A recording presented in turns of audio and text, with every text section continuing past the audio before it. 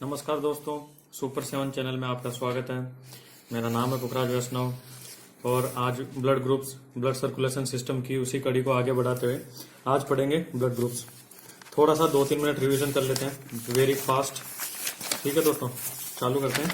क्या पढ़ा था हमने? जैसे पहले पढ़ा था हमने रुधिर। रुधिर है क्या? तो रुधिर एक तरल संयोजी उत्तक होता है।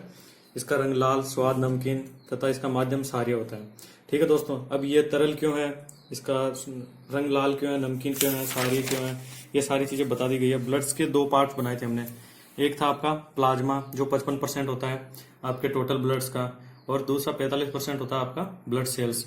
ठीक है दोस्तों, और प्लाज्मा का हमने डिवाइड किया था कि 92% आपका होता है जल और 8% होता है अकार्बनिक तत्व, पोषक तत्व और प्लाज्मा प्रोटीन। ठीक है दोस्तों, उनका नाम रिवीजन करवा देता हूँ एक बार। अकार्बनिक तत्वों में सोडियम बाइकार्बोनेट होता है, सोडियम क्लोराइड होता है, पोटेशियम होता है, आयरन होता है और कैल्शियम होता है। ठीक है दोस्तों, और पोषक पदार्थों में आपके होते हैं विटामिन होते हैं, ग्लूकोज होता है, एमिनो अम्ल होता है और वसीय अम्ल होता है। ठीक है दोस्तों, इनके कार्य क्या है वो भी पहले वाले वीडियो में ब्रीफ कर रखा है, एक बार देख लीजिए दोस्तों। उसके अलावा प्लाज्मा प्रोटीन, तो इसमें फाइब्रोनोजिन, थर्मोप्लास्टिन और एल्ब्यूमिन प्रोटीन होते हैं। ठीक है दोस्तों, इनके भी कार्य इसके अंदर वाला सारा कुछ बता रखा है। प्लाज्मा का क्या क्या कार्य है कि प्लाज्मा में 92% आपका होता है जल, तो ये शरीर का तापमान नियंत्रित करता है, भोज्य पदार्थों का सेवन करता है और हार्मोन्स का सेवन करता है। उसके बाद में हमने पढ़ा था दोस्तों रक्त कोशिकाएं, ब्लड सेल्स पढ़ी थी, जिनमें red blood cells, white blood cells and platelets पढ़ी थी हमने। इनका रेड ब्लड सेल्स का निर्माण कहाँ कहाँ होता है? भ्रूणावस्था में जब 1 मंथ का होता है तो यॉर्क में होता है, 2 से 3 मंथ का होता है तब लीवर में, 3 मंथ का होता है तब स्प्लीन में, और जन्म के बाद में आपका आरबीएम में red blood cell red bone marrow में होता है। ठीक है दोस्तों, बोन मेरो क्या था बताया था आपका? हड्डी के अंदर जो बीच में खोल होता है ब्राउन टाइप का जो होता है उसी को बोन मेरो बोलते हैं दोस्तों। उसमें भी ऊपर वाला है वो रेड बोन मेरो हो गया, जो मिडिल में होता है वो येलो बोन मेरो हो गया, जिसमें निर्माण आपका आरबीसी का और डब्ल्यूबीसी का होता है। होमोपोएसिस क्या है कि ब्लड निर्माण की प्रक्रिया को होमोपोएसिस बोलते हैं। आरबीसी में विटामिन B12 जो इसको व्यस्क बनाने में सहायक है, अगर उसकी कमी हो जाती है तो परनेसिस एनीमिया नामक रोग हो जाता है और आरबीसी व्यस्क नहीं हो पाती है। कमी किसकी दोस्तों? विटामिन B12 साइनोकोबालामीन, उसकी कमी हो जाती है तो उससे आपका रोग हो जाता है परनेसिस एनीमिया। जीवन काल कितना है? जीवन काल 120 दिन है आरबीसी का। इसका विघटन प्लिया या आपके जो तिल्ली बोलते हैं उसमें होता है। ठीक है दोस्तों, इसके अलावा बिलरुबिन, बिलबोडिन इनका विघटन करती है। ठीक है दोस्तों, और आरबीसी केंद्र विहीन संरचना है, इसके अपवाद है ऊंट और लांबा। ठीक है दोस्तों, आरबीसी की सबसे महत्वपूर्ण जो संरचना है वो है हीमोग्लोबिन, जो क्या करती है? ऑक्सीजन का परिवहन करती है और ऑक्सी हीमोग्लोबिन बनाती है। सारी कोशिकाओं को जितको भी रिक्वायरमेंट है आपका ऑक्सीजन उनको सप्लाई करने का कार्य करती है। पुरुषों में हीमोग्लोबिन की मात्रा 13 से 15 ग्राम प्रति 100 ml होती है, महिलाओं में 10 से 13 ग्राम प्रति 100 ml होती है। ठीक है दोस्तों, और जो हीमोग्लोबिन को मापने का यंत्र है उसको क्या बोलते हैं? हीमोसाइटोमीटर। ठीक है, ऊंचाई पे जाने पे दोस्तों हीमोग्लोबिन की वृद्धि हो जाती है। डब्ल्यूबीसी के बारे में पढ़ा था। उसके अलावा हमें डब्ल्यूबीसी इनके जो जीवन काल है 13 से 15 दिन है। कहाँ निर्माण होता है? वायु येलो बोन मेरो में होता है। क्या करता है? मानव प्रतिरक्षा तंत्र की सहायक है उसमें, रक्षा में। संख्या इनकी 5000 से 9000 तक होती है। आकार में इसकी सबसे बड़ी है, जितनी भी अपनी रेड ब्लड सेल्स है, प्लेटलेट्स है, उनकी तुलना में डब्ल्यूबीसी का जो सबसे बड़ी कोशिका इनमें, इसमें केंद्र पाया जाता है। ठीक है, 2 टाइप्स की होती है, ग्रेनुलोसाइट और एग्रेनुलोसाइट, कणिका युक्त और कणिका विहीन। अब उनमें भी ग्रेनुलोसाइट है वो 3 टाइप की होती है, बासोफिल्स, इओसिनोफिल्स और न्यूट्रोफिल्स। ठीक है, एग्रेनुलोसाइट्स है वो 2 टाइप के होते हैं, मोनोसाइट्स और लिम्फोसाइट्स। ठीक है दोस्तों, टीएलसी टोटल ल्यूकोसाइट्स काउंट और डीएलसी डिफरेंशियल ल्यूकोसाइट्स काउंट। ठीक है दोस्तों, इनका कार्य क्या था, इनका क्या इनकी विशेषताएं हैं, वो सारा कुछ पिछले वाली वीडियो में बता रखा दोस्तों। ठीक है दोस्तों, आगे बढ़ते हैं। टी लिम्फोसाइट्स और बी लिम्फोसाइट्स क्यों है? थाइमस ग्लैंड्स में निर्माण होता है टी ल्यूकोसाइट्स का, और बोन मेरो में बी लिम्फोसाइट्स का निर्माण होता है। ठीक है दोस्तों, प्लेटलेट्स के बारे में पढ़ा था कि थ्रोम्बोसाइट्स इसको रक्त का थक्का जमाने में सहायक है। जीवन काल 1 हफ्ता होता है, संख्या 3 लाख होती है, अस्थि मज्जा में इनका निर्माण होता है। क्या करता है? सबसे पहले एक्टिवेट होता है और थर्मोप्लास्टिन और कैल्शियम की उपस्थिति में प्रोथाम्बिन को थाम्बिन में तोड़ देता है। उसके अलावा जो थाम्बिन है वो फाइब्रोनोजेन को फाइब्रिन में तोड़ देता है और रक्त का थक्का जम जाता है, एक जालीनुमा संरचना बन के उसमें सारी कोशिकाएं आके फंसने लगती है और आपका रक्त का थक्का बन जाता है। ठीक है दोस्तों, अब पढ़ते हैं आज हम ब्लड ग्रुप्स। दोस्तों ये ब्लड ग्रुप्स की कंसेप्ट कैसे आई? पहले क्या है, कोई भी व्यक्ति चोटिल हो जाता था तो उसको उठाया, हॉस्पिटल में लेके गए, सीधा ब्लड चढ़ा दिया किसी का भी, तो खूब बार तो आदमी बच जाता था और खूब बार क्या ना आदमी की मृत्यु हो जाती थी। तो इसके पीछे कारण को जब जाना गया तो पता लगा कि लैंडस्टीनर ने इसके लिए कार्य किया था। दोस्तों क्या कारण है इसके लिए? कार्ल लैंडस्टीनर ने 1901-1902 में खोजा कि हर व्यक्ति के रुधिर में अलग अलग टाइप का प्रोटीन पाया जाता है और जब तक वो दोनों का सेम ना हो रुधिर नहीं चढ़ा सकते किसी का, हर किसी को। ठीक है दोस्तों, तो उन्होंने उसको एंटीजन बोला उस प्रोटीन को और बताया कि इनके उपस्थिति के आधार पर ए, बी और ओ एंटीजन नाम दिया, जिनको आजकल हम ब्लड ग्रुप्स के नाम से बोलते हैं। और उसके बाद में एक डीके स्टारलिटी आए, उन्होंने बताया कि एक एंटीजन और है जिसको उन्होंने ए बी कहा, जिसमें कि ये प्रोटीन ए और बी दोनों उपस्थित है। ठीक है दोस्तों, तो इस हिसाब से हमने रुधिर वर्ग हो गए अपने 4। पहले जब लैंडस्टीनर ने बताया था तब थे 3। उन्होंने बताया कि जो एंटीजन जिसमें उपस्थित है ए टाइप का तो उसका रुधिर वर्ग हो गया ए। उन्होंने बताया कि जिसके पास एंटीजन उपस्थित है बी टाइप का, ये दोस्तों रेड ब्लड सेल्स है ना, उसी पे उपस्थित होते हैं ये सारे एंटीजेंस। ठीक है, तो उनकी उपस्थिति के आधार पे उनका अलग अलग, जिसके ऊपर ए उपस्थित है उसका ब्लड ग्रुप हो गया ए, जिसमें एंटीजन बी टाइप का उपस्थित है उसका ब्लड ग्रुप हो गया बी। और उन्होंने लैंडस्टीनर ने बताया था कि खूब सारे व्यक्ति ऐसे हैं जिनके पास में एंटीजन नहीं उपस्थित है तो उसको उन्होंने नाम दिया था ओ। ठीक है दोस्तों, फिर आए डीके स्टारलिटी। उन्होंने बताया कि ए और बी दोनों एंटीजन भी उपस्थित होते हैं किसी किसी व्यक्ति की आरबीसी में, तो उन्होंने इस ब्लड ग्रुप को नाम दे दिया ए बी। ठीक है दोस्तों, तो इस तरह से अपने पास हो गए 4 ब्लड ग्रुप्स। अब एक चीज है, एंटीजन आपका पाया जाता है आरबीसी पे। ठीक है दोस्तों, और इसके विपरीत प्लाज्मा में आपका पाया जाता है एंटीबॉडी। ठीक है दोस्तों, तो हमेशा एक चीज ध्यान रखना, जो रुधिर वर्ग है, जो ब्लड ग्रुप्स है, उसके विपरीत में एंटीजन सेम रहेगा, ब्लड ग्रुप जो है उसका ब्लड एंटीजन भी सेम रहेगा। जैसे ए ब्लड ग्रुप है तो एंटीजन ए हो गया, बी ब्लड ग्रुप है तो उसका एंटीजन भी बी हो गया, ए बी अगर ब्लड ग्रुप है तो उसका एंटीजन ए बी हो गया, और ओ के पास में कोई एंटीजन नहीं होता है। ठीक है दोस्तों, ये चीज ध्यान रखना। अब इनके विपरीत में उसी व्यक्ति में एंटीबॉडी विपरीत होगी। ठीक है दोस्तों, तो जैसे ब्लड ग्रुप ओ है तो उसका एंटीबॉडी हो गया बी, अगर ब्लड ग्रुप बी है तो उसका एंटीबॉडी हो गया ए। और जैसे कि ए बी में दोनों एंटीजन उपस्थित है तो इसके विपरीत एंटीबॉडी कोई भी उपस्थित नहीं है। ठीक है दोस्तों, और ओ है जिसके अंदर तो उसके लिए आपका एंटीबॉडी हो गया ए बी। अब जिसको अब ब्लड चढ़ाना है हमें, उस व्यक्ति का एंटीजन और एंटीबॉडी कभी भी समान नहीं होना चाहिए। ठीक है दोस्तों, एंटीजन और एंटीबॉडी कभी भी समान नहीं होना चाहिए, नहीं तो क्या होगा कि कोशिकाएं आपस में चिपक जाएगी और आदमी की वापस जो पहले होता था, जो लैंडस्टीनर ने पता लगाया उससे पहले, आदमी की मृत्यु हो जाएगी। इस प्रकार हमने देखा कि कैसे कैसे एक दूसरे को रुधिर वर्ग का आदान प्रदान किया जा सकता है। तो देखते हैं एक बार कि अगर ब्लड डोनेट कर रहा है तो किसको किसको वो ब्लड दे सकता है, अगर बी डोनेट कर रहा है तो वो किसको किसको ब्लड दे सकता है, ए बी अगर डोनेट कर रहा है तो वो किसको किसको दे सकता है, और वैसे ही ओ अगर किसी को ब्लड डोनेट कर रहा है तो वो किसको किसको दे सकता है, और बाकी जैसे ए बी ओ ये सारे आपके कौन कौन से एक दूसरे से ले सकते हैं। देखो दोस्तों, एक चीज कि एंटीजन और एंटीबॉडी दोनों सेम नहीं होना चाहिए, ये एक बेसिक कॉन्सेप्ट है, इसको ध्यान में रखना, सारा कुछ समझ में आ जाएगा। ये जो सारणी है, देखो दोस्तों, जो ए है वो ब्लड डोनेट कर रहा है और ये रिसीवर है, ये सारे जो ऊपर वाले बना रखे हैं मैंने, ये रिसीवर है। तो इनमें से कौन सा ब्लड ग्रुप आपका ए का ब्लड ले सकता है? तो इसमें देखिए दोस्तों, एक चीज बताई मैंने कि दोनों का जो एंटीजन है और एंटीबॉडी है, जैसे इसमें ये दोनों सेम नहीं होना चाहिए। एक चीज दोस्तों, जो एंटीजन है उनको हमने लिखा है कैपिटल ए से और एंटीबॉडी उनको स्मॉल बी से प्रदर्शित किया जाता है। ठीक है दोस्तों, ये फिक्स ही है जो प्रदर्शित करने का तरीका ये। ठीक ठीक है, स्टैंडर्ड तरीका है दोस्तों। तो एंटीजन ए हो गया, तो आपको एंटीजन के और एंटीबॉडी दोनों सेम नहीं होनी चाहिए, ये चीज ध्यान रखनी है।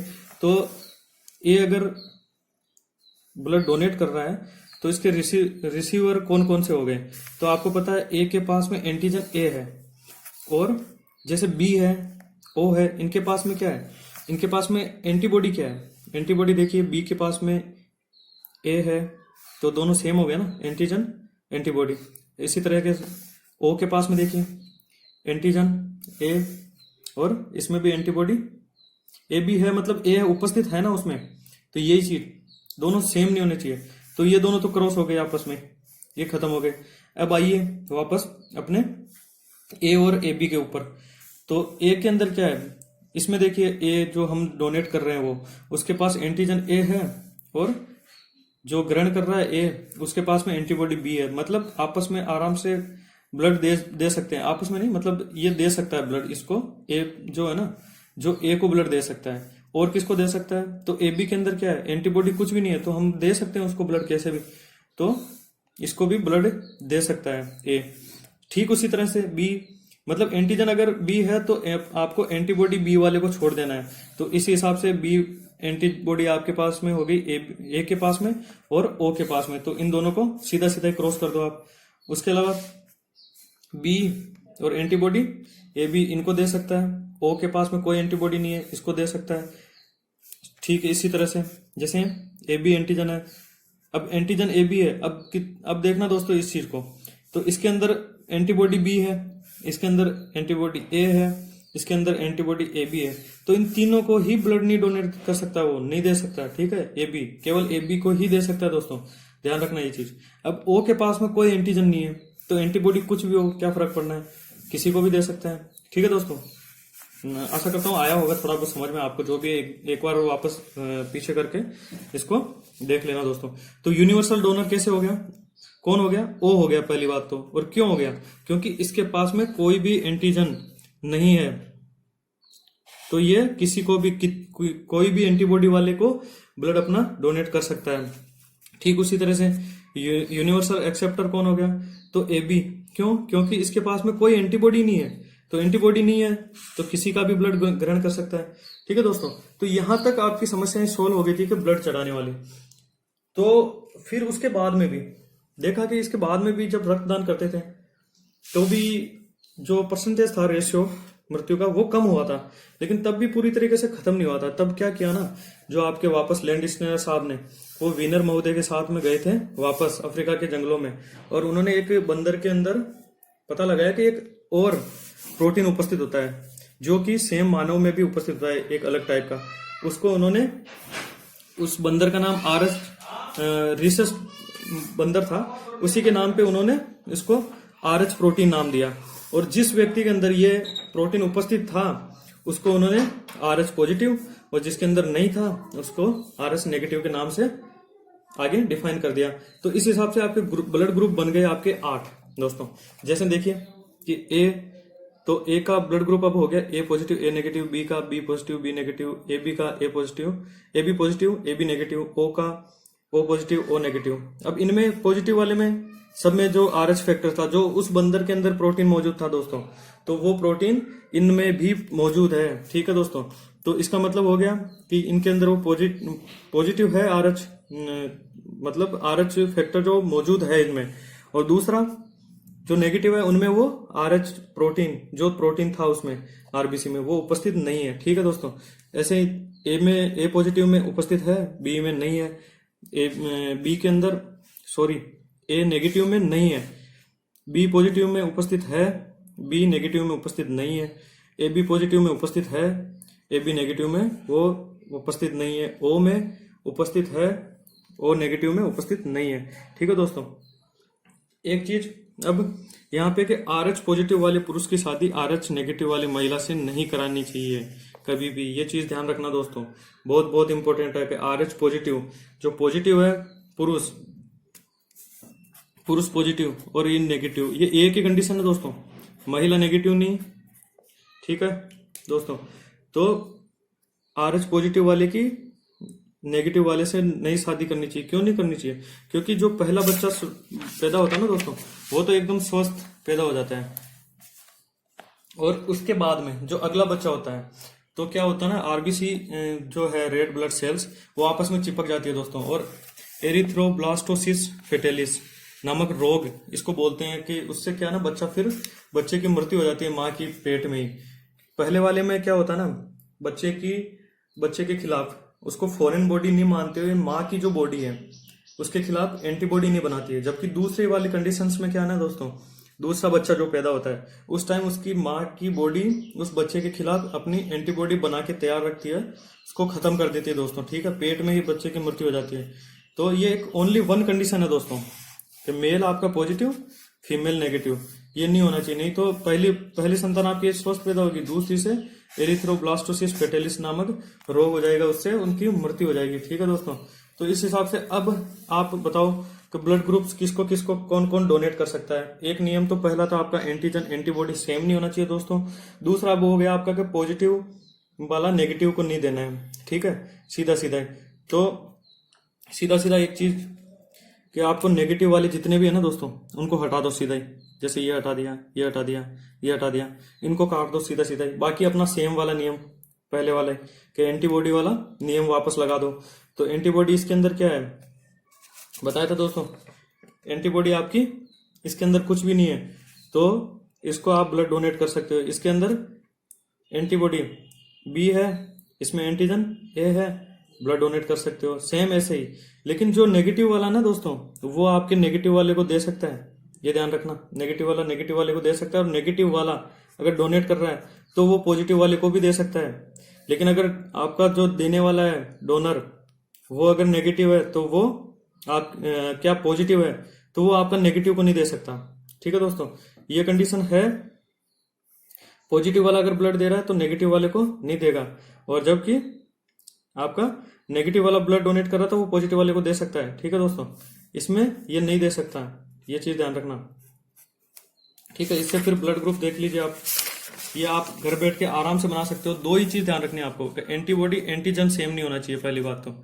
जैसे ए है एंटीजन तो आपका एंटीबॉडी ए नहीं होना चाहिए, अगर बी है आपके एंटीजन तो आपकी एंटीबॉडी बी नहीं होनी चाहिए। प्लस दूसरा कि जो पॉजिटिव वाला अगर आपको बोले ब्लड डोनेट कर रहा है तो वो नेगेटिव वाले को नहीं करेगा। ठीक है दोस्तों, जबकि अगर नेगेटिव वाला ब्लड डोनेट कर रहा है तो वो पॉजिटिव वाले को इजीली कर सकता है। ठीक है, ये मत सोचना कि नेगेटिव वाला अगर ब्लड डोनेट कर रहा था फिर वो पॉजिटिव को भी नहीं करेगा, वो कर सकता है, ये कंडीशन नहीं होगी, ये वाली नीचे वाली कंडीशन हो जाएगी। और एंटीजन एंटीबॉडी सेम नहीं हो सकता। इस हिसाब से आप आराम से इजी वे में आप बैठ के इसको बना सकते हो पूरी सारणी को। तो अब बताओ, अब कौन हो गया आपका यूनिवर्सल डोनर? डोनर हो गया आपका ओ ही था पहले, तो ओ में ही अब ओ नेगेटिव। ठीक है दोस्तों, क्योंकि इसको नेगेटिव वाला पॉजिटिव वाले को दे सकता है।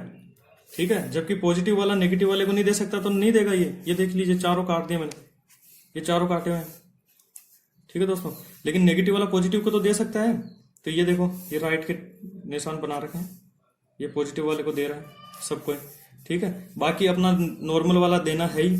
तो ये ओ नेगेटिव ये हो गया आपका सर्वाधिक दाता, मतलब सबको दे सकता है, डोनर हो गया ये यूनिवर्सल डोनर। अगर अब पूछे कोई कि ओ है, ओ नहीं, ओ नेगेटिव है दोस्तों। ठीक है, और उसके अलावा जो आपका एक्सेप्टर है यूनिवर्सल वो हो गया आपका ए बी। अब इसमें भी ए बी पॉजिटिव, नेगेटिव क्यों नहीं है? क्योंकि अगर नेगेटिव वाले को पॉजिटिव वाला ब्लड डोनेट करेगा तो वो नहीं देगा ना, तो यहाँ पे ये कंडीशन है नहीं। तो अगर पॉजिटिव वाला है और उसको नेगेटिव वाला दे रहा है, जैसे ए बी पॉजिटिव वाला है उसको नेगेटिव वाला कोई भी ब्लड ग्रुप वाला दे रहा है तो वो इजीली दे सकता है दोस्तों। जबकि अगर जैसे ए बी नेगेटिव वाला है उसको अगर कोई पॉजिटिव वाला है, कोई ब्लड ग्रुप वाला अन्य वाला, वो नहीं दे सकता दोस्तों। ठीक है, अब एक चीज और कि संभावित माता पिता का ब्लड ग्रुप जो है उससे आपके बच्चे का क्या ब्लड ग्रुप होगा। तो इसके लिए दोस्तों मैं सीधा सीधा आपको एक बता देता हूँ, समझा देता हूँ थोड़ा सा, आप खुद घर पे बैठ के इजी वे में कर सकते हो दोस्तों इसको। जैसे एक ये चीजें फिक्स है, जैसे ए के लिए हम ए को आई ए ये ऊपर लिखा हुआ दोस्तों। ठीक है, ऐसे डोनेट करते हैं प्रेजेंट करते हैं इनको। ठीक है दोस्तों, बी के लिए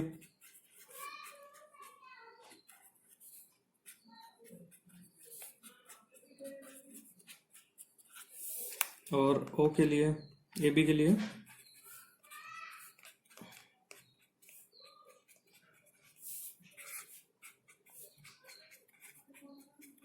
ठीक है दोस्तों। तब देखिए खूब बार आता है परीक्षाओं में कि ये ब्लड ग्रुप है, फलाना फलाना ब्लड ग्रुप है, और पिता का ये ब्लड ग्रुप, माता का ब्लड ग्रुप है, तो संभावित बच्चों का कौन सा ब्लड ग्रुप होगा। अब देखिए दोस्तों, इनमें से आप रेंडमली कुछ भी कोई सा भी ब्लड ग्रुप उठा लीजिए और बस उनमें से करना क्या है, इनको आपस में मल्टीप्लाई करना है। जैसे कि नॉर्मल में हम मैथ्स थोड़ी बहुत पढ़ी हो तो जैसे करते आए हैं, वैसे बस केवल जैसे मैं लेता हूं आपके सामने, जैसे ए को ले लिया और बी को ले लिया। ठीक है दोस्तों, हाँ थोड़ा सा लंबा जरूर होगा ये।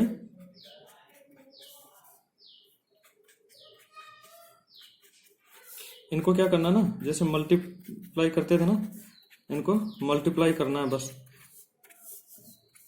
देखिए दोस्तों, इसको ए को मैं कर रहा हूं इससे मल्टीप्लाई। ठीक है दोस्तों, तो क्या बनाइए, ए बी। ठीक है दोस्तों, इसी तरीके से जैसे इसको बना दिया मैंने, इसी को कर लेते हैं पहले पीछे वाले से, इससे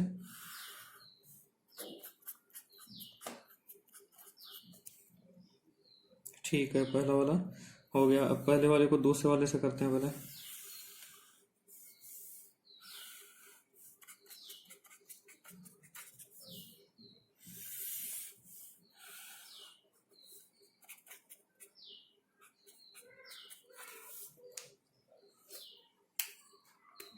ठीक है दोस्तों, ये पहला पहला बनाया हमने अभी, ये दोनों। अब इनमें ये बचे दोनों, इनको कर लेते हैं।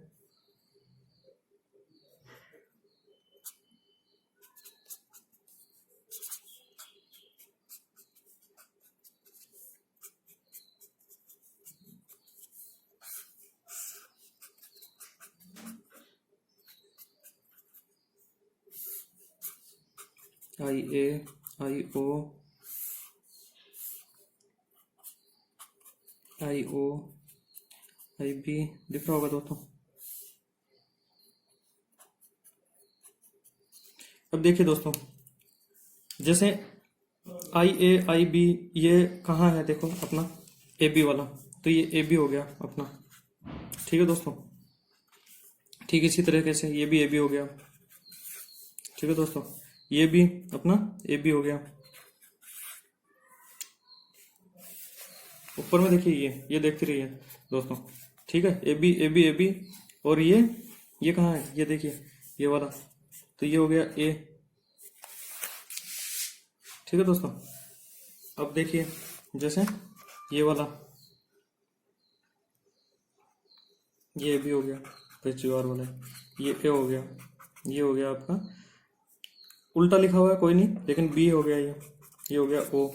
तो आपका अगर ए और बी को, माता पिता अगर ए और बी है, तो संभावित ब्लड ग्रुप्स में क्या हो गया, देखिए सारे ये हैं ये दोस्तों, 3 है ना ये, तो संभावित ये ए बी, तो ए बी संभावित, ए संभावित, बी संभावित, ओ संभावित, मतलब ए माता पिता है ना, तो बच्चों का संभावित ब्लड ग्रुप हो गया दोस्तों ए बी ओ।